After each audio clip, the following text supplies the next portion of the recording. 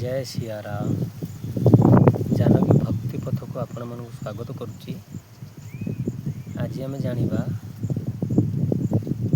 माँ बापांकर मूल्य केतेबेले पिला माननकु उपलब्ध हुए।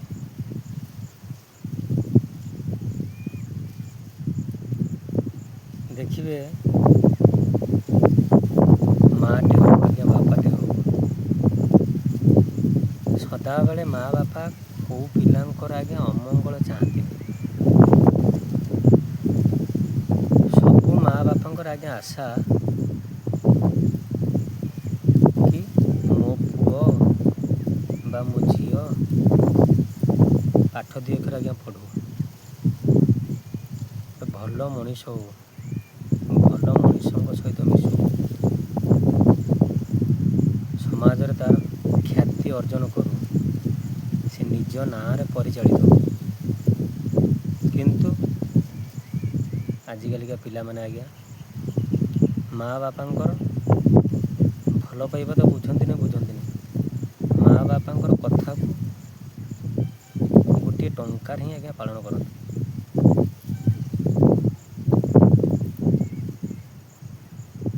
कौन पाई आपण मानक एक कथार कहले आज्ञा देखु,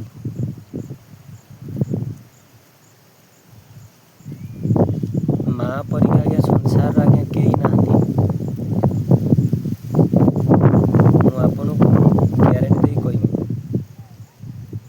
कारण जेतेबेले गोटे माँ पुओ जेते भूल कर प्रत्येक माँ सदाबले ता पुओर भूलटा को घोड़े जेते जा कह ना ना मो पुओ किसी करनी तुम पुओ समस्ते यहाँ कौन पाई आज्ञा माँ पुओ प्रति आज्ञा स्नेह भल पाइबा,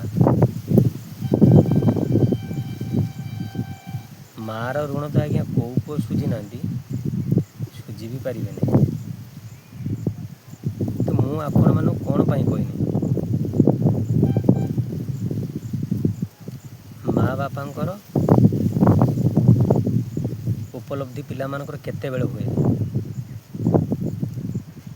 जेतेबेले आज्ञा माँ हो बाप हो जिते छाड़ी चली जाती आज्ञा, जिते प्राण त्याग करती सेतेबेले मन पड़े।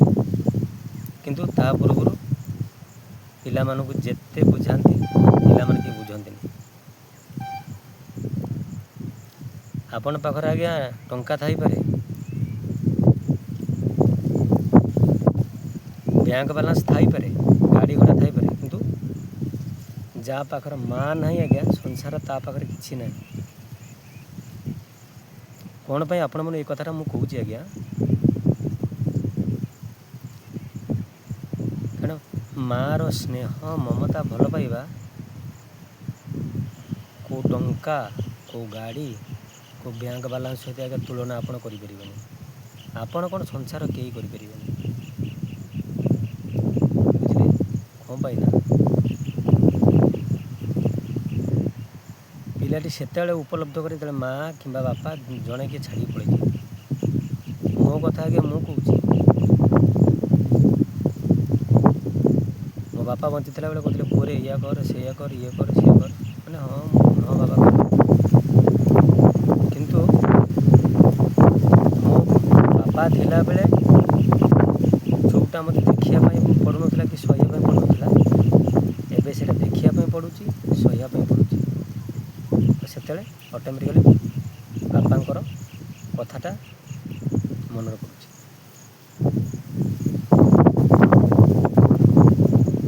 पिता मातांकर कथा माने कि जो पुत्र चले अबाटू केवे जाएनि आज्ञा कि अबाटर केवे पड़ेनि ताठी कंटाटे बहेनि कहीं कहले से सदाबले माता पिता अनुगामी चला आज्ञा कथा को अनुसरण कर चला से विपद कहीं आज्ञा पड़ो आप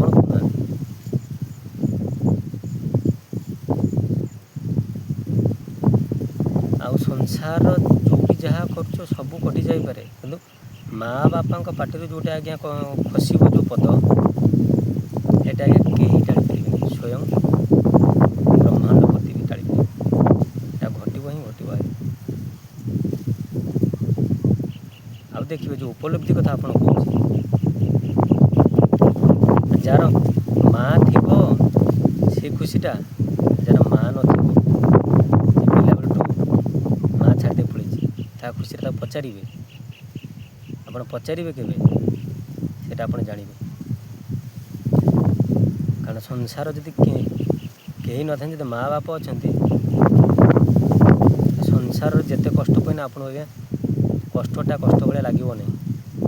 ଆପଣ ଯେତେ କଷ୍ଟ କରିକି ଆସିନେ, ମା ଯେତେବେଳେ କହିଦେବ ଓହୋ ମୁଁ ପୁଅଟି କେତେ କଷ୍ଟ କରିକି ଆସିଛି, ମାନେ ମୁହଁରୁ ଝାଳ ପୋଛିଦେବ। ସ୍ତ୍ରୀମାନେ ପୋଛିବେ? ସ୍ତ୍ରୀମାନେ ଆଜ୍ଞା ପୋଛିବେ ନାହିଁ। କ'ଣ ପାଇଁ ନା ସ୍ତ୍ରୀମାନେ ସବୁ ଆଜ୍ଞା ସଂସାର ସ୍ୱାର୍ଥର ବନ୍ଧା। ସଂସାର ଆଜ୍ଞା ସ୍ୱାର୍ଥର ବନ୍ଧା,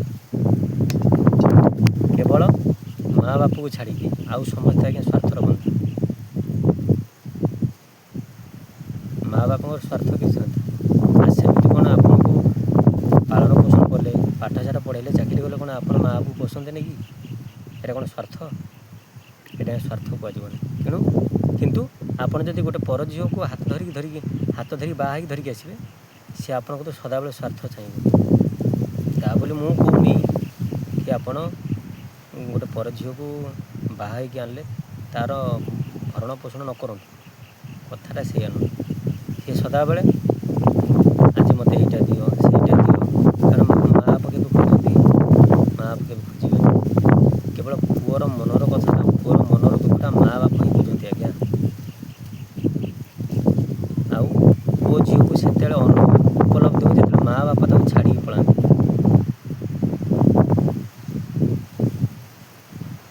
ମା ବାପା ଯେତେବେଳେ ସଂସାର ଛାଡ଼ିକି ପଳାନ୍ତି, ସେତେବେଳେ ପୁଅ ଝିଅ ଉପଲବ୍ଧ ହୁଏ ମୋ ମା ଇଏ ଥିଲା।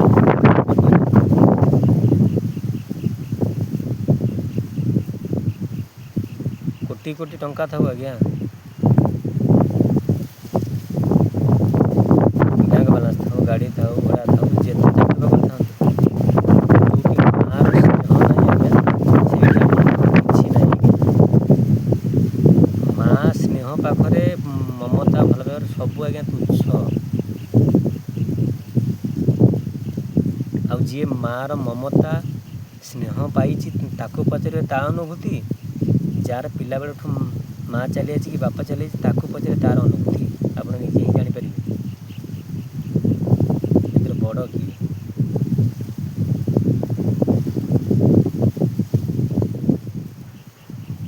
ମାନେ ଆପଣ ଜାଣିଛନ୍ତି କି ଏ ଜନ୍ମର ଯିଏ ଆପଣଙ୍କର ମା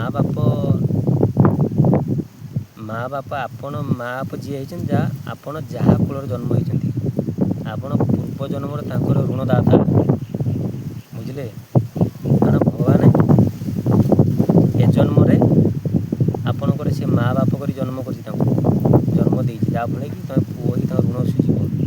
ତୁମେ ବି ଋଣ ନ ସୁଝି ତାଙ୍କୁ ଓଲଟି କଷ୍ଟ ଦେବ। ଋଣର ତ ଆଜ୍ଞା ଦଣ୍ଡ ଶୋଧ ସବୁ ଶୋଧ ଲାଗିଯିବ। ତା ବାଦେ ତୁମେ ଜୀବନର ଶାନ୍ତିରେ ରହିପାରିବନି। ଆଉ ସଂସାର ଯେତେଦିନ ବଞ୍ଚିବ ଗୁଡ଼ାଏ ପାପ ନେଇକି ଯିବ। ଆରେ ତୁମେ କାହାକୁ ପୂଜା କରିବ? ମା ବାପକୁ ତ ପୂଜା କରିବନି, ମା ବାପ କଥା ମାନିବନି, ମା ବାପଙ୍କୁ ଅସଭ୍ୟ ଭାଷାରେ ଗାଳି ଦେବ। କେଉଁ ଭଗବାନ ତୁମକୁ ରକ୍ଷା କରିବ? କେହି ଆଜ୍ଞା ରକ୍ଷା କରିପାରିବେ। ସେଇଥିପାଇଁ ମା ବାପଙ୍କ ଥିବା ଅବସ୍ଥାରେ ଯାହା କହୁଛନ୍ତି ସେଇଟା ମାନିଥା। ମା ବାପା ମଲା ପରେ ସେଇ କଥାଟା ଆପଣ ଜୀବନକୁ କେତେ ବଦଳାଇ ଦେବ, କେତେ ଆଗକୁ ନେଇଯିବ ଆପଣମାନେ ବି ଜାଣିପାରିବେନି। ଏଇଟା ସତ କଥା ଆଜ୍ଞା। କେଉଁ ମା ବାପ କେଉଁ ପିଲାର କେବେ ଅମଙ୍ଗଳ ପାଇଁ ଚାହାନ୍ତିନି। ଅମଙ୍ଗଳ ପାଇଁ ଆଜ୍ଞା କାହିଁ ଚାହିଁବେ ମୋତେ କହୁନାହାନ୍ତି? ଆପଣଙ୍କ ତାଙ୍କ ଶତ୍ରୁ, ଆପଣ ତ ସିଏ 10 ମାସ 10 ଦିନ ଗର୍ଭରେ ଧରିକି ମାନେ ଜନ୍ମ କରିଛନ୍ତି ନା, ଆପଣ ପାଇଁ କେତେ ଅଳି ଅର୍ଦଳି ସହିଛନ୍ତି।